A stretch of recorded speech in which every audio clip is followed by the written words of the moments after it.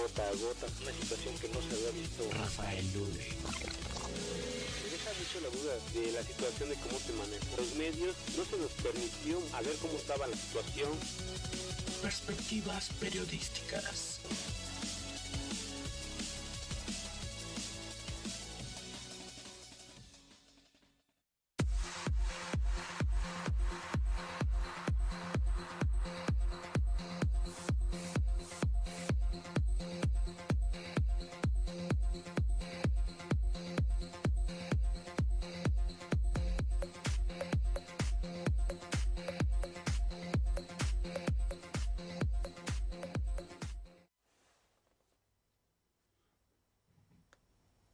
¿Qué tal? Buenos días. Hoy es sábado 1 de febrero de este 2014. Yo soy Arturo Suárez y le doy la bienvenida a Perspectivas Periodísticas. Les recuerdo que estamos en las redes sociales. Nos puede encontrar en internet como Perspectivas Periodísticas, ahí en las páginas de Facebook. En la página de Twitter nos puede usted encontrar como @p_periodísticas. Ahí nos va usted a localizar. Además de recordarle que tenemos una página en internet donde usted puede mantenerse informado, www.perspectivasperiodisticas.com.mx. Rafael Lule, muy buenos días. Buenos días, Arturo, buenos días a todos los que nos están escuchando, buenos días a América, como diría un programa. Y pues como estamos platicando precisamente, Arturo, es el primer gasolinazo del mes, el segundo del año. Y pues irnos preparando para el día de mañana para los tamales, ¿no, Arturo? ¿Que se deben todavía los tamales? Sí, pues... O sea, como que me los estás cobrando, eso sentí. No, yo me estoy comentando de que mañana hay que prepararse para mañana. Ya, la tamaliza, ¿no? Exactamente. Sí, sí. Muy bien. Débora Linares, muy buenos días. Muy buenos días, Arturo, buenos días, Rafa, buenos días al auditorio de Perspectivas Periodísticas.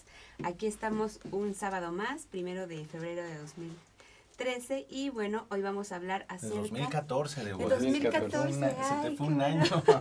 Y no me di cuenta. Ok, les decía, vamos a hablar acerca de cómo decir que no. Los mexicanos tenemos lo que algunos llaman el sí flojo. No sabemos decir que no, y bueno, hoy vamos a hablar acerca de este tema, a ver qué podemos hacer al respecto para no ser tan condescendientes. Y luego te sale muy caro o luego Así es. te arrepientes de no haber dicho no a tiempo. Efectivamente, de eso vamos a hablar. Muy bien, pues comenzamos. Rafa, esta semana el editorial se lo dedicamos a Morena, que es esta organización política que Andrés Manuel López Obrador, junto con otros dirigentes de izquierda como Martí Batres Guadarrama y algunos otros, pues han conformado o han intentado conformar como partido político. Esta semana el dirigente del Movimiento de Regeneración Nacional acudieron ante el Instituto Federal Electoral a entregar el padrón de afiliados de esa agrupación política en todo el país.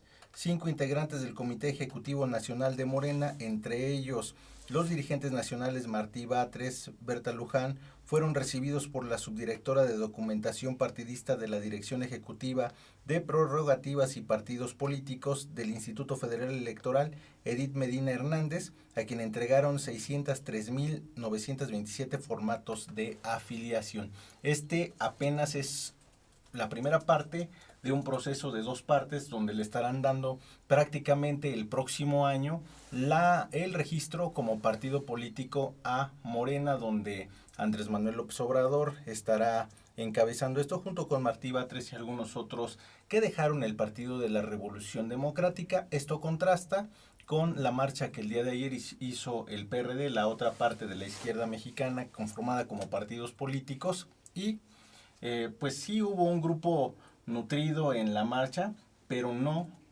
como cuando López Obrador era parte del PRD o cuando López Obrador realiza este tipo de movilizaciones. Lo que pasa es de que Andrés Manuel estaba ahorita precisamente ocupado formando a Morena, y bueno, pues precisamente el día jueves fue cuando tuvieron que entregar los últimos requisitos para poderse conformar como partido, esperando precisamente que ya se dé cumplimiento con ello y ya se puedan considerar como tal, como un partido. Y pues retomando las palabras que dijera en un mitin López Obrador respecto a esto, decía que hemos escogido la vía pacífica electoral y que bueno, pues garantizando que el registro de Morena no es para ser un partido más, sí para defenderse y para un cambio por la vía pacífico, no para que entre a las concertaciones en lo oscurito, sí para abolir las reformas estructurales. Pues refiriéndose precisamente a lo que siempre se maneja con los demás partidos, pero pues vamos a ver si después no esta filosofía o esta ideología se va descomponiendo conforme van pasando los tiempos, como se han dado en otros partidos, que realmente todas las estructuras de los demás, de toda la conformación de los demás partidos, siempre tiene una filosofía bastante enriquecedora, pero desgraciadamente conforme pasan los años y los actores políticos, pues van transformando lo que el objetivo principal de la formación de cada uno de los partidos, haciéndolos precisamente lo que todos nosotros los conocemos, ¿no? Que realmente pues los ciudadanos al final de cuentas pues no tenemos una opción real para poder determinar este partido es representativo del pueblo o de nuestros intereses como ciudadanos, o este otro partido es también igual representativo. Realmente actualmente no existe esa mentalidad por parte de los ciudadanos hacia los partidos, sino todo lo contrario, que precisamente son elefantes blancos. Y se van corrompiendo. Y bueno, se van corrompiendo y realmente como siempre caemos, como siempre lo decimos, que la democracia en México es muy, muy cara. Es una democracia, como tú dices, que le ha salido al pueblo mexicano muy caro, pero en fin, se comienza a conformar entonces Morena como partido político. Ya esperaremos qué resultados entrega. El registro se le estará dando dentro de un año y eso sí, competirán en las elecciones ya del 2015 como partido político. Sí, así es. Y bueno, también aunando también el aspecto de la nueva reforma política que se acaba de aprobar, en donde se determina uno de los puntos es la reelección de los legisladores, precisamente uno de los puntos que se están marcando dentro de esta reforma legislativa. Y bueno, pues quiero aprovechar el momento para poder darle la bienvenida a nuestra querida amiga Ivonne de la Cruz, quien pues estamos comentando precisamente sobre la conformación del partido de Morena. Ivonne, buenos días. Hola, buenos días al auditorio. Pues sí, aquí reincorporándome en este momento. Y bueno, pues sí, una situación un partido que en un momento podría haber representado una esperanza de que de verdad se podía conformar una organización diferente, pero que con el paso del tiempo, como se ha venido presentando, las situaciones a las que se han enfrentado, pues no parece ser muy diferente a lo que ya conocemos. El fin de semana, pues anterior, se hicieron algunos pues ajustes, digamos, alguna información relacionada con el tema que imagino que ya comentaron, pero pues esto deja a la ciudadanía en una situación incómoda, en una situación de desesperanza, en el sentido de que aun cuando una persona que pues de alguna forma proponía ser diferente, que es Andrés Manuel López Obrador, parece que cae en los mismos vicios o en las mismas repeticiones de los políticos que hasta ahora conocemos. ¿Tú crees, Ivonne, que con ese nuevo partido Andrés Manuel sea obviamente va a ser uno de los candidatos principales para la presidencia en el 2018? ¿Tú crees que sea o vaya a ser un personaje crucial como fue en otras ocasiones en el PRD? Pues definitivamente su peso lo tiene y pues sería ilógico que después de haber realizado todo este movimiento pues se hiciera a un lado, ¿no? Si cuando estuvo en la elección pasada estaba pues prácticamente desdibujado a nivel nacional y aún así se impuso como el candidato, pues sería lógico que ahora ya con la fuerza de dirigir un partido no estuviera protagonizando las elecciones de los próximos comicios en nuestro país.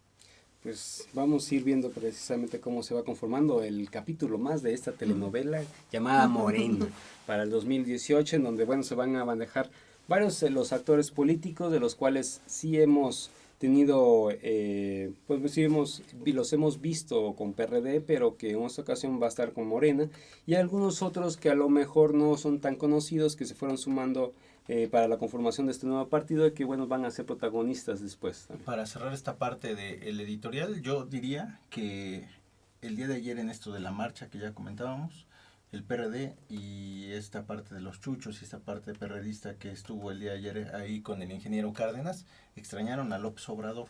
Y no solamente por la figura que representa, sino por toda la gente que mueve. Pues nada más quedó vacío el espacio de Andrés Manuel en el PRD, sino también igual la figura de Marcelo Ebrard, ¿no? Supongo yo el día de ayer.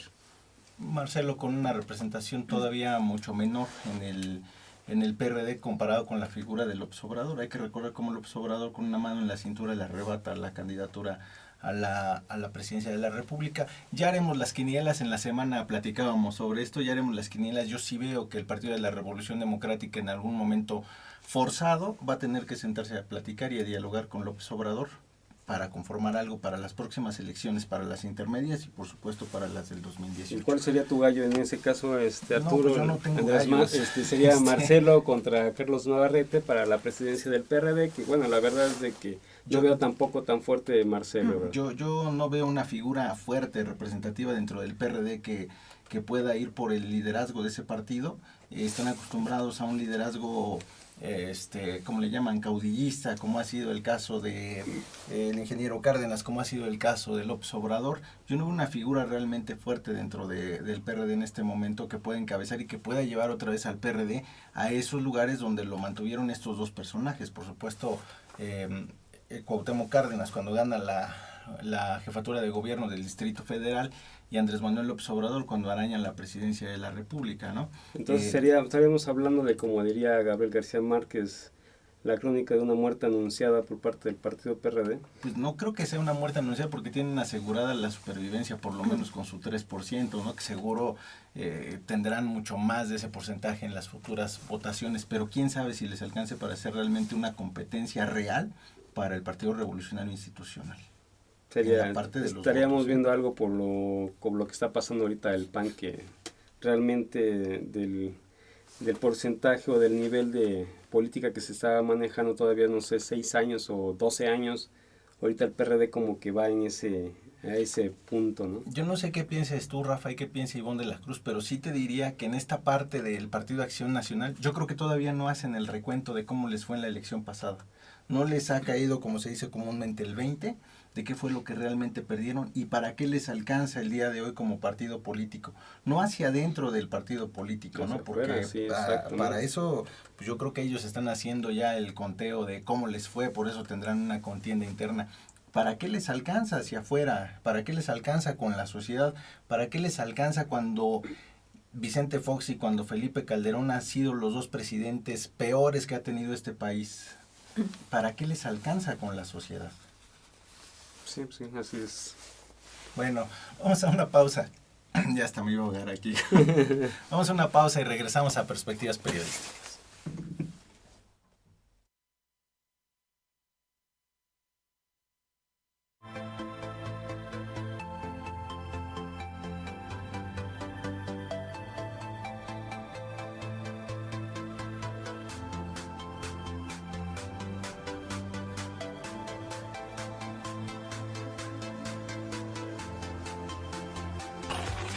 Perspectivas periodísticas. Escucha a Ivonne de la Cruz, Arturo Suárez y Rafael Ule.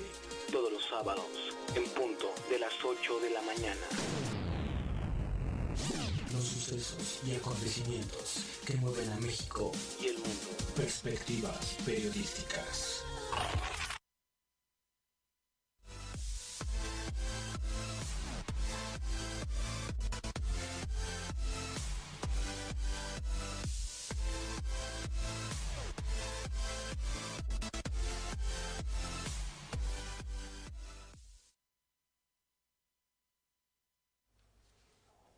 Continuamos en Perspectivas Periodísticas y a propósito de pues esta situación que se ha dado con el secuestro, lo que se ha dado en Michoacán, platicamos con Eduardo Gallo esta semana. Esto fue lo que nos dijo.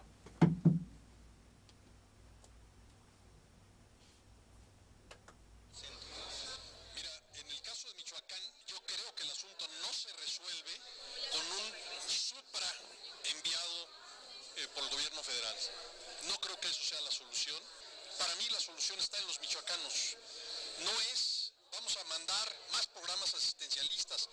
Parte parte de lo que le dio en la torre al estado de Michoacán fue eso, los programas asistencialistas desde que los gobiernos priistas estaban ahí, siguieron los programas con los perredistas, después vinieron los panistas al poder federal y entonces marginaron al estado de los apoyos entre los caciques priistas.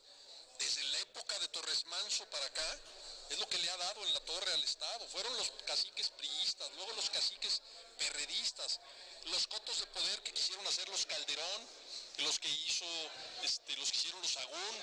Pues hay que implantar un estado de derecho. Tenemos que darles buena educación, tenemos que darles salud, tenemos que darles derecho a una vivienda digna, tenemos que darles seguridad.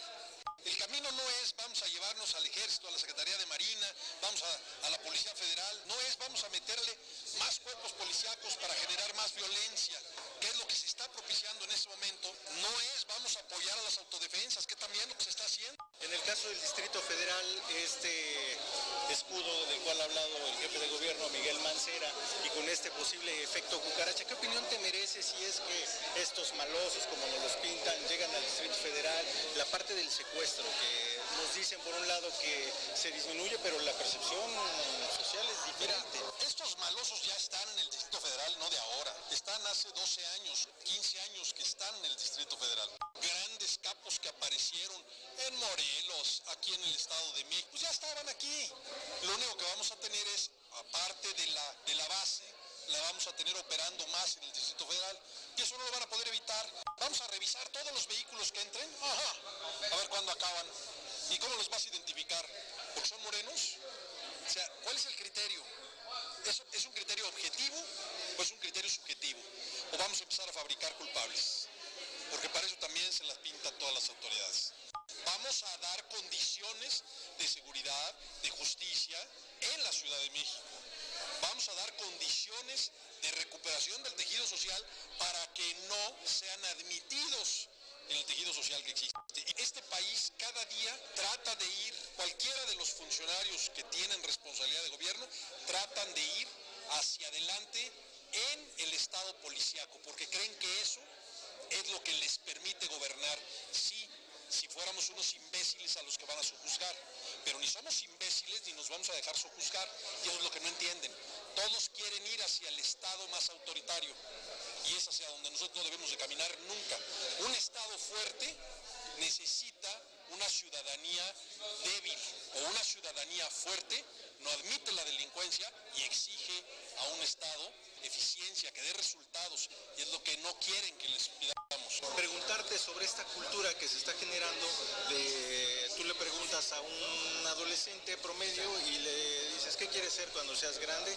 Y ya no te contesta solamente bombero, o te contesta te contesta quiero ser narcotraficante, por esa falsa identidad heroica hasta de algunos narcotraficantes, contra esto que estamos viendo ahora de los hijos de algunos de estos líderes de los templarios, pues son cantantes o se dedican a otra cosa. ¿Qué opinas? Pues me merece prestar atención al tejido social. Tenemos que reconstruir el tejido social para que los jóvenes no sigan aspirando a ser delincuentes, sino que aspiren a ser médicos, que aspiren a ser personas de utilidad para su comunidad. Y eso es una aspiración que solo les va a nacer en la medida en que se reconstruye el tejido social, que no es fácil, estoy muy consciente, pero hay que empezar a hacerlo, y no veo claro que se esté haciendo. Ciudadradio.mx.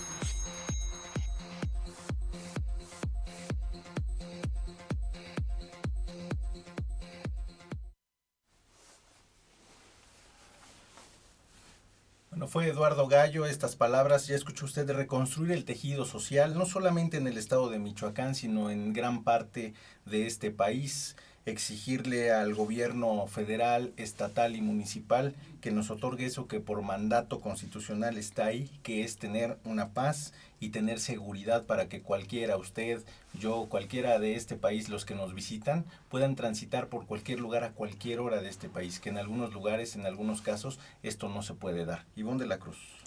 Así es, y bueno, una de las entidades que más complicada se encuentra en este momento es el estado de Michoacán, y precisamente nos enlazamos hasta allá con nuestro compañero periodista Edgar Ávila para que nos platiques, Edgar, cómo está la situación en este momento, cómo va el número de detenidos, cuál es pues lo que se está viendo en estos momentos allá en el estado. Muy buenos días.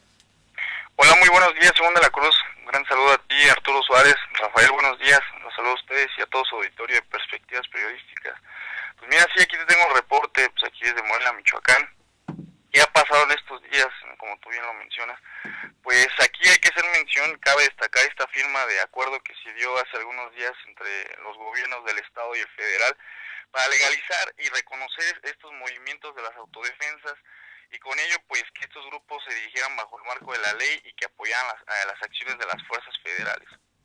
Después de ello, y pese a que la federación mantiene presencia en la zona de Tierra Caliente, pues surgen nuevos grupos de autodefensa en los municipios de Yurecuaro y en Los Reyes, donde pues estos mismos ya manifestaron que estaban cansados y de los actos criminales que se realizaban en esas regiones. Sin embargo, estos líderes de los movimientos informaron que se suscribirán a los lineamientos del acuerdo firmado y ya citado con los grupos para institucionalizar sus tareas de vigilancia. Cabe hacer mención que aquí el Procurador General de la República, Jesús Murillo Caram, hace algunos días dio a conocer que detuvieron a 2 integrantes de las autodefensas en Michoacán, quienes se interrogaron y confesaron que recibían armas de parte del cártel de Jalisco Nueva Generación. Para ello, el funcionario dijo que los detenidos fueron asegurados cuando se ostentaron como autodefensas entre un grupo más amplio y que confesaron haber recibido las armas de este cártel, y por lo pronto está en periodo de investigación esto que estoy mencionando. Estos 2 sujetos supuestamente pertenecen al grupo de personas que fueron detenidos en el municipio de Buenavista el pasado marzo de 2013. Por ello, aquí el gobernador del estado, Fausto Vallejo Figueroa, señaló que dentro de este movimiento de las autodefensas hay gente muy sana, así mismo él lo dijo, gente muy sana, sobre todo en las bases, y que no se puede decir que se encuentra contaminado estos movimientos, y que quizá sí esté penetrado en algunas formas. Por ello dijo que serán muy cuidadosos en la evaluación, certificación y la investigación que se hará para aquellos que quieran integrarse como policías municipales o, como se planteó en algún momento, guardias rurales. Por lo tanto, pues el Procurador de la República pues hace estos señalamientos y el gobernador pues los descarta, por así decirlo. Algo muy importante, Arturo y bueno, pues es que las autodefensas supuestamente tienen la ubicación, y así mismo lo dijeron, de uno de los máximos líderes de los Caballeros Templarios. Se trata pues de Servando Gómez Latuta.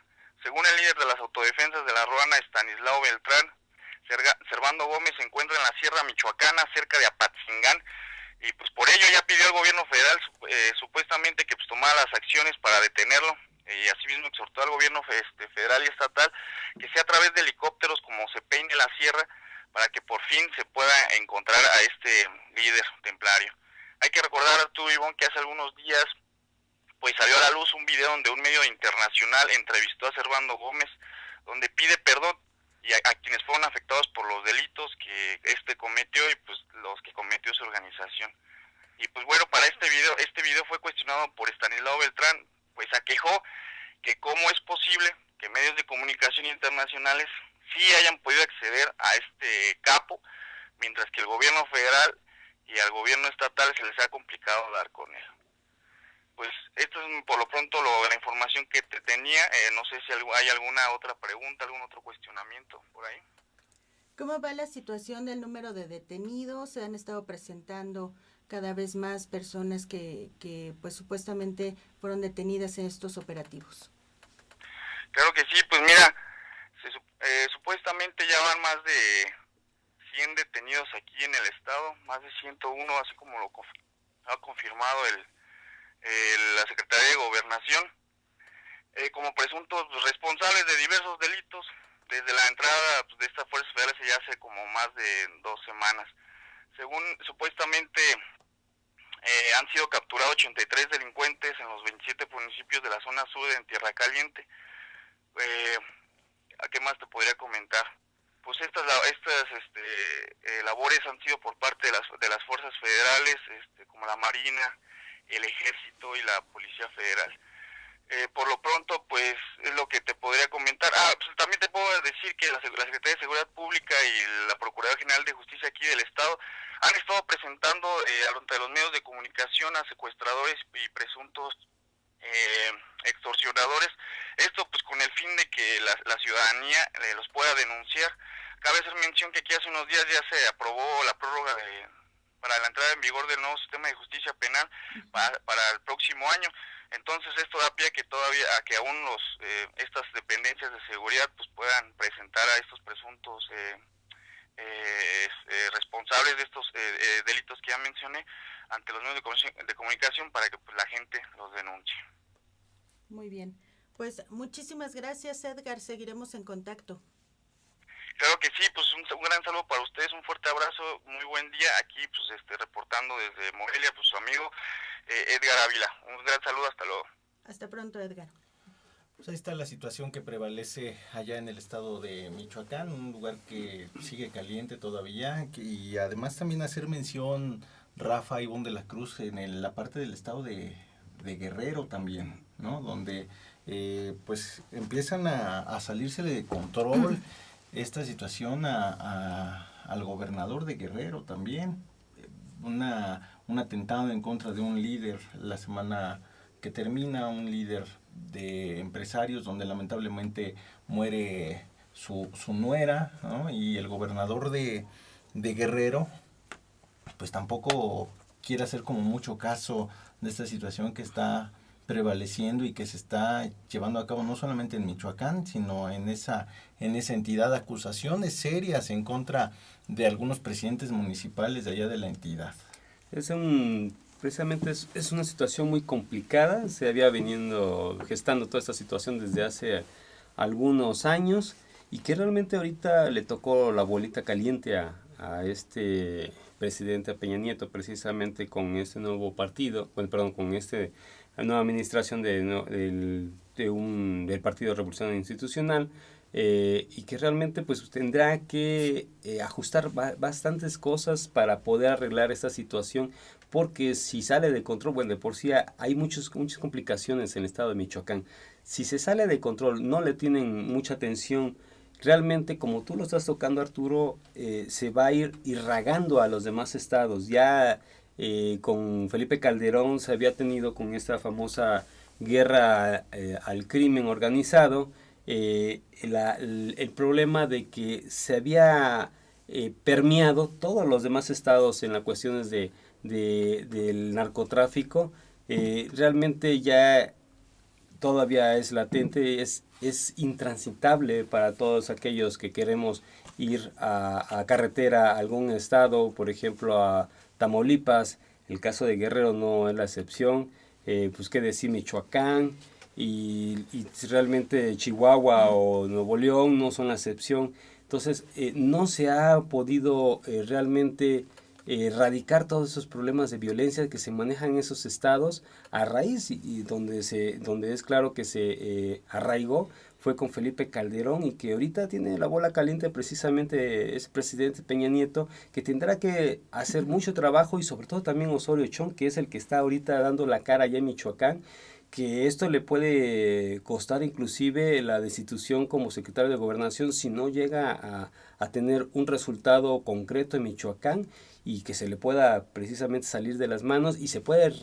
irradiar a otros estados esta situación, ¿no? Y no perder de vista lo que mencionaba nuestro compañero desde Michoacán, Edgar, esta situación de el dicho que se le salió al secretario Murillo Karam, al procurador Murillo Karam, cuando hace mención sobre estas armas del cártel Nueva Generación, y que ni siquiera lo dijo claro en el momento de la conferencia cuando le preguntan sobre la vinculación con grupos del crimen organizado y los autodefensas. Solo dice, sí, hay un vínculo que estamos investigando. Después fue la Procuraduría, mediante un comunicado, la que mandó a los medios los datos exactos, 2 personas que fueron detenidas en el año 2013. ¿Qué habíamos planteado la semana pasada? Lo habías comentado tú, Arturo, ¿de dónde están sacando las armas? O sea, eso es algo importante que no se debe de perder de vista. En estos días, esta situación del cártel Nueva Generación sale a la luz por la detención de uno de los líderes que hubo en el estado de Jalisco, segundo al mando del cártel, y que, bueno, causó una gran expectativa por la movilización que se realizó, 2 operativos sin un solo disparo. Comentar esto de las armas, Ivonne, sí, por dónde están entrando las armas, quién se las está dando, pero más importante, por qué frontera están entrando. No, y también otro punto, Arturo, Ivonne, es la continuidad de los grupos de autodefensa. Realmente eso está fuera del marco legal. Y realmente ahí quien debe de actuar es, si no es el ejército, por lo menos el seguridad pública del estado o seguridad federal, que quienes deberían de tomar riendas sobre el asunto, y no grupos de autodefensas de los cuales se están legalizando el estar ahí como tales. Y realmente eso debe de ser un llamado precisamente para el gobierno federal, que realmente deben de ellos de tomar el control conforme derecho, y si no es posible, pues el Ejército Nacional debe de estar ahí presente como tal. El ejército, siempre el ejército, Rafa. Así es, en ese sentido, sí, es que quiero retomar también, enfatizar ese punto, Ivonne, es que en el sexenio de Felipe Calderón fue uno de los cuerpos que más usaron precisamente en contra del crimen organizado. Pero no se obtuvieron resultados favorables. Sí, sin embargo, debemos de considerar y debemos estar conscientes que es el único grupo que a nivel federal que realmente tiene las armas, tiene la formación para poder ir en defensa de la nación. Eso es inclusive una particularidad dentro de la Constitución. Y si realmente no se puede tener un resultado concreto o no se tiene la capacidad por parte de los cuerpos policiales estatales o federales, por lo menos el ejército debe de estar presente y estar defendiendo a los ciudadanos en esa región. A mí me parece, Rafa, que el ejército es un tema delicado esto del ejército, sí, es delicado, que es el último paso. Y que si el ejército está en las calles en el estado de Michoacán, o si el ejército está en las calles como sucedió en Oaxaca, en Veracruz, en todas partes como lo vemos aquí del en el país, distrito. como lo vemos en el Distrito Federal, si el ejército está en las calles es por una situación. No hay confianza sobre las policías. Así es. Y no hay confianza sobre la gente que lleva la administración pública de este país. Llámese gobierno federal o llámese gobierno estatal e inclusive el gobierno municipal. No hay que ir muy lejos, hay que ir a Tlanepantla para ver cómo está la inseguridad y ver que, por ejemplo, el presidente municipal, Pablo Bazáñez, no ha servido de absolutamente nada y tienen que recurrir al ejército porque son incapaces, pero el ejército no tiene la preparación para darle atención a la parte ciudadana, porque no son sus actividades, no son sus atribuciones. Esa es una medida desesperada. Estoy de acuerdo. También es hablar de una zona de conflicto de armas donde está el ejército, en el estado de Michoacán, donde hay que pedir un parte de guerra todos los días. Estoy de acuerdo con lo que comentas, Arturo, en el aspecto de recurrir al ejército como ya última instancia. Yo me refiero y retomo al aspecto de Michoacán, porque el aspecto de Michoacán es un punto muy delicado. No se merece la ciudadanía de Michoacán que esté pasando lo que está pasando. Realmente el vivir día a día en el estado de Michoacán con todos estos problemas realmente es una parte muy delicada, muy complicada y que no se lo merece los michoacaneses. Y es que no es de merecer, yo no creo que sea de merecer el asunto, ¿no? Yo no creo que tengamos los políticos que nos merecemos, yo no creo que esta situación del narcotráfico sea algo que se tenga que merecer el pueblo mexicano. Es una situación que está ahí y hay que darle solución y que le tienen que dar solución. Y ya hemos llegado hasta este punto, Rafa, Ivonne, porque lo han dejado crecer, ¿sí? Porque hemos llegado a este punto porque hay que seguir el camino del dinero. ¿Quién se ha enriquecido con esta situación del narcotráfico? ¿Quién se ha enriquecido con esta situación de las armas? ¿Quiénes son los que realmente ganan con estos conflictos? Porque hay alguien que gana y alguien que pierde en las guerras. quién está ganando en este momento y quién está perdiendo. Y es una situación que, lo hemos dicho, Michoacán para mí representa el fracaso de los partidos políticos. El PRI, porque tuvo muchos años al frente de el gobierno en la entidad, hoy regresa un gobierno priista al estado con Fausto Vallejo, un estado prácticamente fallido. Los Cárdenas, que estuvieron en el poder igual, y que también pedían que el ejército entrara y que pedían la fuerza del Estado para que los apoyaran, y no se les apoyó en el momento que tenían que apoyárseles. Y además fue una situación en donde los perredistas también fracasaron en la entidad. Y si hablamos de los panistas, nada más es el estado natal del expresidente Felipe Calderón y de la senadora de la famosa Cocoa, ¿no? La senadora que ha acusado a gente de estar implicada en el narcotráfico. La senadora que se supone tuvo ahí alguna entrevista o algunas llamadas telefónicas con narcotraficantes. Y cuando le piden cuentas, cuando se le pide que apoye con una denuncia, resulta que la traían de ventanilla en ventanilla. Ese es el fracaso de los políticos en el estado de Michoacán. No hay otra forma de decirlo. Si el ejército está ahí metido es porque no hay otra situación. Exacto. Es una medida desesperada, pero que el ejército no está capacitado para ese tipo de actividades también es cierto. No puede ser posible que el ejército llegue a rafaguear a las personas sin ninguna justificación alguna. Ahí está documentado, y no es la única situación. Están otras situaciones que ocurrieron violaciones sexuales en otros estados, en Guerrero, por ejemplo. Además, yo creo y que no es estar importante, en contra del ejército, Así no. es. Pero yo creo que es importante también que no satanicemos a estos grupos de autodefensa, que sí, evidentemente están fuera del marco legal, eso es un hecho, pero que es parte de estas medidas extraordinarias que se tomaron, de desesperación, exactamente, que se tomaron ante una apatía por parte de las autoridades federales para atender lo que ellos estaban viviendo. Como bien se ha mencionado, no es una situación que haya ocurrido hace unos días, o sea, esto lleva años y años y años atrás, y que los gobiernos a cargo no han podido detener. Si han tenido oportunidad de escuchar a los líderes o a alguno de los líderes de estas autodefensas, pues surgieron de los mismos pobladores cansados de ver tanta injusticia, de ver cómo estas personas de los templarios llegaban a las comunidades a robarse a las niñas, las violaban y las regresaban después ya que las habían utilizado. Luego llegaban, les pedían dinero y bueno, esta situación tuvo que llegar a un punto en el que ellos decidieron, ya no podemos seguir. ¿Quién los armó?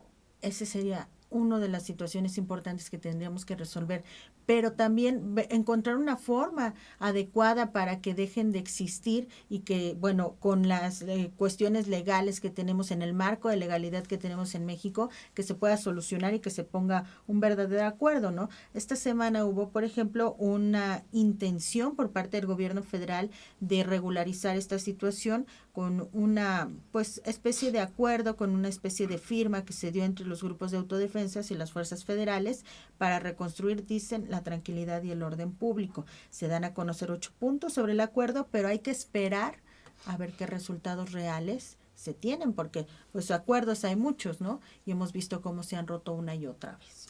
Es muy complicada esa situación, porque retomando esta discusión y lo que yo platiqué en el inicio de esta discusión, yo hablaba del ejército. Y retomaría yo la cuestión constitucional, donde establece que, bueno, sí, cada pueblo y la Constitución lo respeta, los usos y costumbres.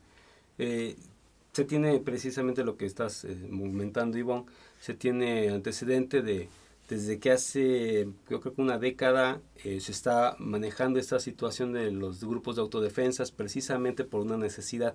Se podría considerar como usos y costumbres. Sin embargo, aquí lo que retomaría sería una cuestión también dentro del orden constitucional. Existe un pacto precisamente, lo cual está constituido el Congreso de la Unión. Es un pacto entre todos los estados que conforman precisamente la República.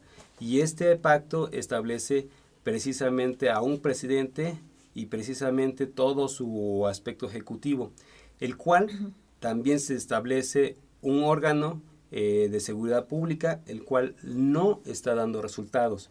Esto conlleva de que el gobierno no tiene la capacidad, no ha demostrado tener la capacidad o la facultad para poder llevar un orden dentro de un estado o dentro de unos estados en donde se está manejando un aspecto precisamente que afecta al pacto, a este pacto que se maneja dentro del Congreso de la Unión.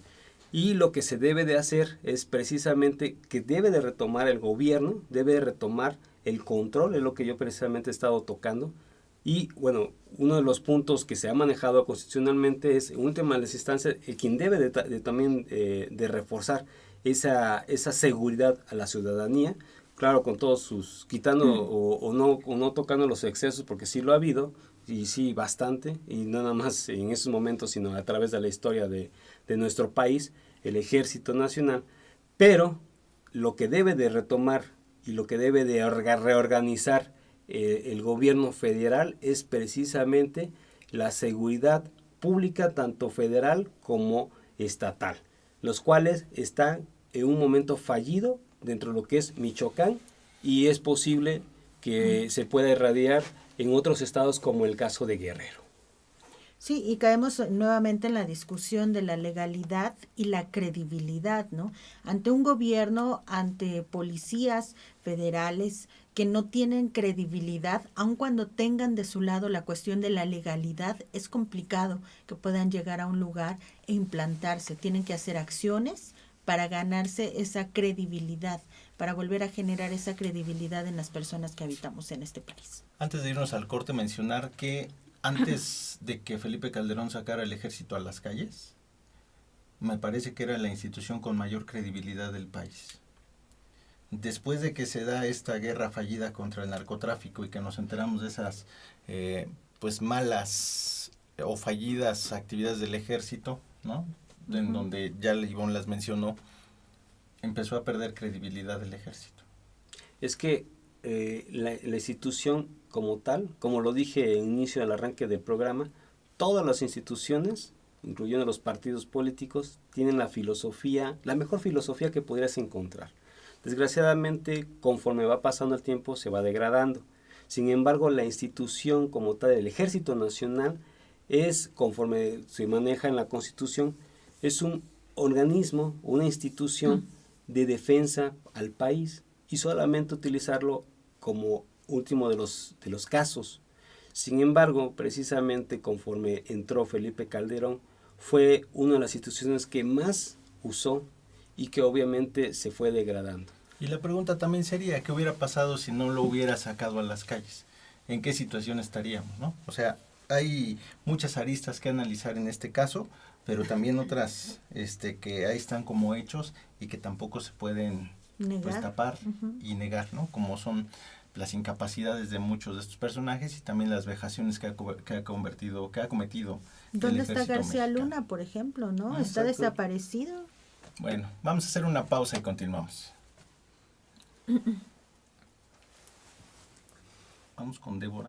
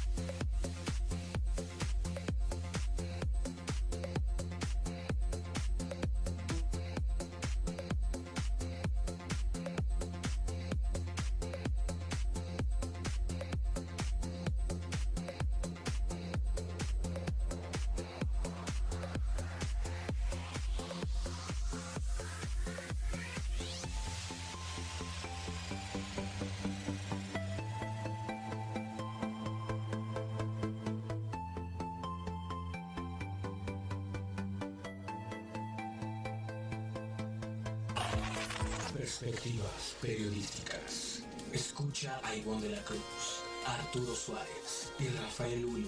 Todos los sábados, en punto de las 8 de la mañana. los sucesos y acontecimientos que mueven a México y el mundo.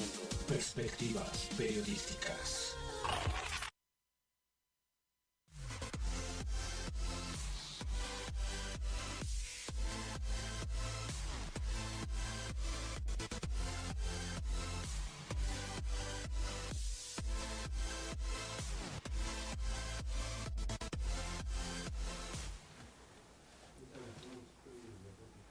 Continuamos en Perspectivas Periodísticas, último bloque del programa, pero vamos a escuchar a Débora Linares con la información. ¿Cómo decir que no? Débora, buenos días. Buenos días otra vez aquí, una vez más con un tema interesante y además muy ad hoc con nuestra cultura mexicana. Les decía yo al inicio del programa que por ahí una frase que dice que hay personas que tenemos o tienen el sí flojo porque no saben decir que no y a todo dicen que sí. Y bueno, en ese sentido, yo supongo que todos nosotros algunas veces hemos sentido que se aprovechan de nosotros o que hacemos cosas sin tener realmente la intención de querer hacerlo. ¿Qué pasa aquí? Pues es simple y sencillamente que no sabemos decir que no y hacemos las cosas a disgusto y no nos sentimos satisfechos con los resultados luego que de ello obtenemos. Y para colmo, luego vienen los sentimientos de culpa o porque no lo hicimos adecuadamente, o porque no dimos el 100, o porque simplemente con nosotros mismos no nos estamos sintiendo a gusto, y esto es consecuencia de no saber mantenernos firmes y evitar sentirnos manipulados, porque también sentirse manipulado es una consecuencia, digamos, de no saber decir que no, aunque no necesariamente nos manipulen. Hay gente que es muy hábil para hacernos cambiar de opinión cuando nos ven dudosos o cuando no somos lo suficientemente firmes como para dar una respuesta contundente. Y aquí, bueno, valdría la pena preguntar si realmente nos manipulan o simplemente no sabemos decir que no, ¿no? Porque son dos situaciones diferentes. Y bueno, ¿por qué no decimos que no?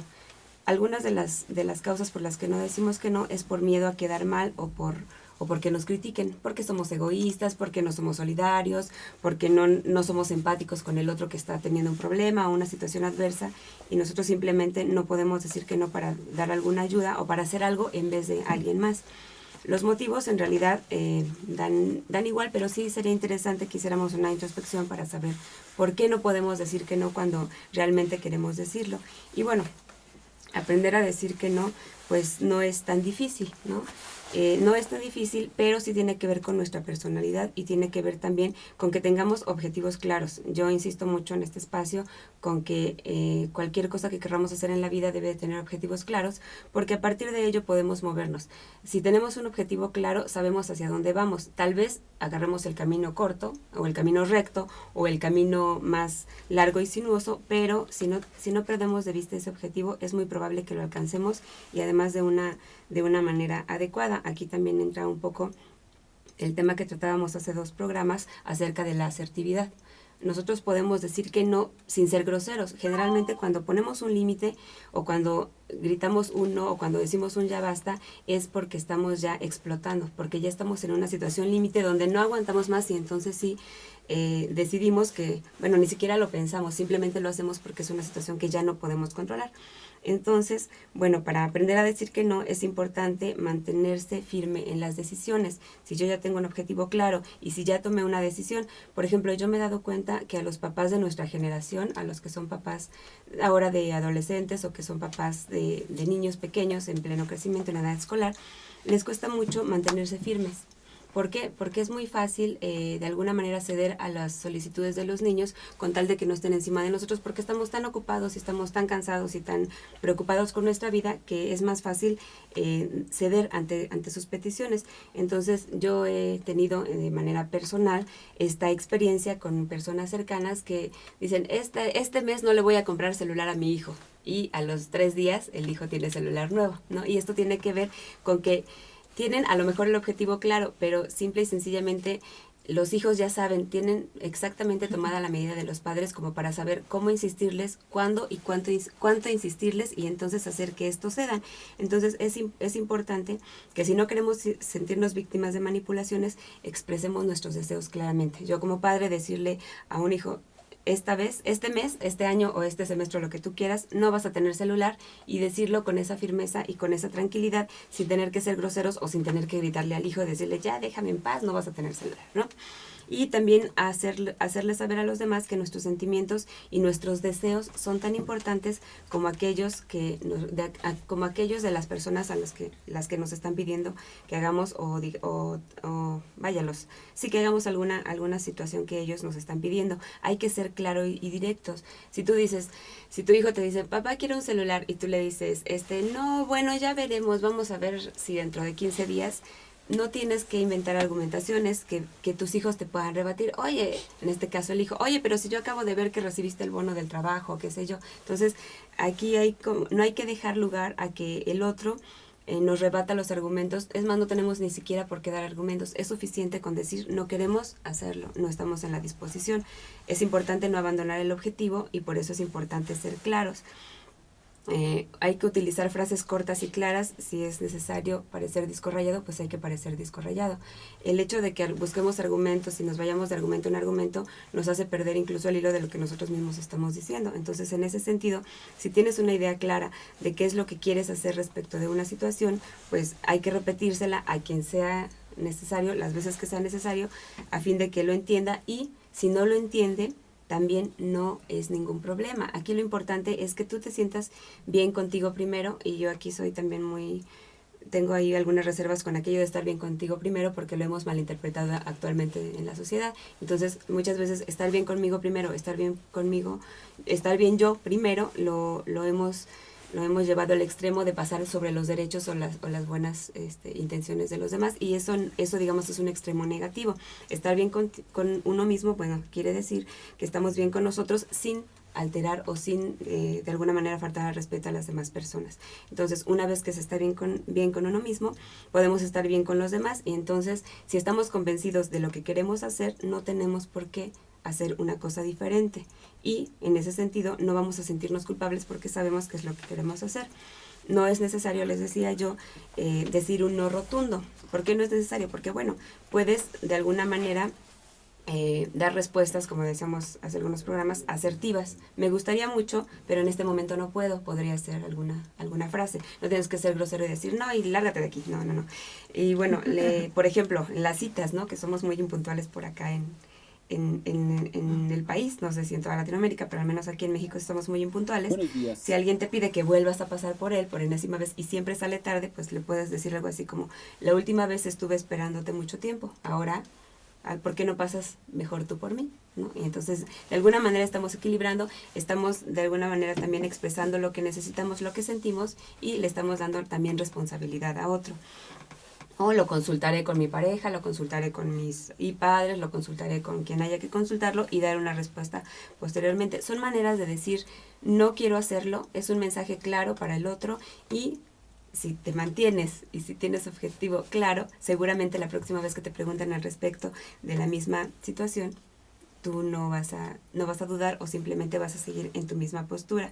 Y bueno, lo finalmente es no preocuparse por las reacciones de los demás. Generalmente, también en nuestra cultura, tendemos a ser muy chantajistas. Entonces, si nuestra manipulación sobre el otro no funciona, chantajeamos. Entonces, es que tú siempre solo piensas en ti, es que nunca me quieres ayudar, es que nunca cuento contigo.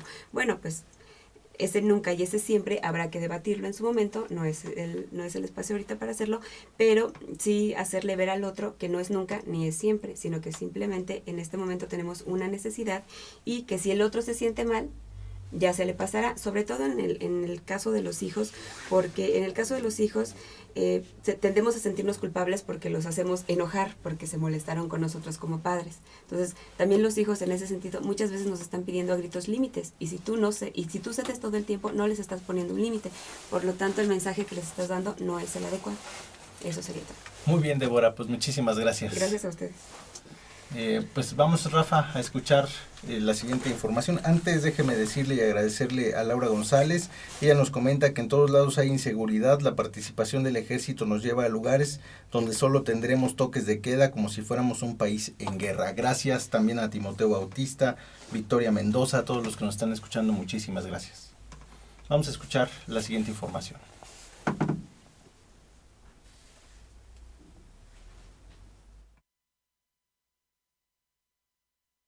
Cultural. Quiero hablar sobre un suceso triste ocurrido recientemente en el área cultural de nuestro país. Me refiero al fallecimiento lamentable del maestro José Emilio Pacheco, extraordinario poeta, Premio Cervantes de Literatura, autor de extraordinarios cuentos y novelas. Quiero referirme brevemente al maestro, a su trayectoria, para rendir aquí un sencillo homenaje a la memoria de quien es sin duda, o de quien fue, aunque su obra sigue perviviendo y está entre nosotros, es sin duda uno de los grandes escritores mexicanos del siglo XX y de lo que va del XXI. José Emilio Pacheco nació en 1939 en la Ciudad de México. En general es reconocido en el medio cultural y literario como un extraordinario poeta.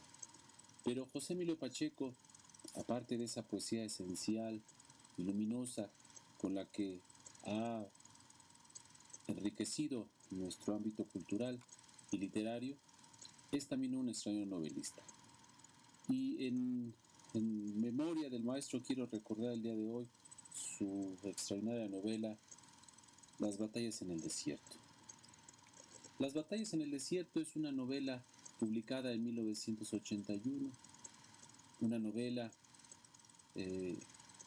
que, vista en retrospectiva, es un recuerdo que reproduce las anécdotas infantiles y juveniles del pequeño protagonista de la novela. El protagonista es Carlos, un pequeño de 10-11 años que vive en la Ciudad de México, particularmente en la colonia Roma, hacia finales de los años 40, 1948 concretamente. Carlos, como habitante de la colonia Roma, asiste a los colegios de la zona, a los colegios de educación básica, y en este colegio de educación básica conoce a Jim, un pequeño mexicano nacido en los Estados Unidos que vive con su madre, llamada Mariana, en la zona también.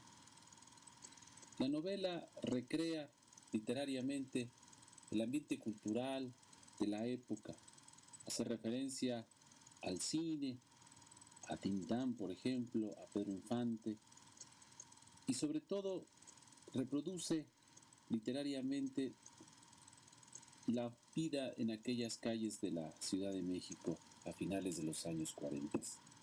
Un México completamente distinto, ajeno todavía a la masificación, pero indudablemente ya cercano al uso de toda clase, por ejemplo, de electrodomésticos que van transformando la vida de las familias en la Ciudad de México y en todo el mundo, desde luego. La novela se centra en las anécdotas de Carlos, en el despertar de la sexualidad, cuando precisamente se enamora platónicamente de la mamá de Jim. La novela, extraordinaria en muchos sentidos, accesible, es recomendable para todos nuestros lectores. Nuestra novela, de la que hablamos, Las batallas en el desierto, puede por su nombre confundir a algún lector no habituado a la obra de José Emilio Pacheco. El nombre, por demás interesante, alude en principio precisamente a las guerras que en el Medio Oriente originaron el Estado de Israel en esos años precisamente. Pero también, ya leyendo la novela, alude a un juego realizado en el colegio a donde asiste Carlos y Jim, durante los cuales los niños tienen pequeños enfrentamientos verbales en el recreo. Recordemos que en esos años, un poco antes, la colonia Roma se ha ido formando por transterrados europeos del Oriente Medio, y que componen un mosaico cultural muy particular en la zona. Las batallas en el desierto para los niños es precisamente un juego en el que hay un encuentro étnico entre los pequeños, reproduciendo sencillas batallas infantiles. En fin, Yo quería aquí recordar la obra de José Emilio Pacheco, hacer un pequeño homenaje y sobre todo aludir a su novela de la que tengo extraordinarios recuerdos y que siempre recurro a ella. La novela de José Emilio Pacheco fue llevada al cine en 1986 con la dirección de Alberto Isaac y simplemente se denominó Mariana Mariana como título.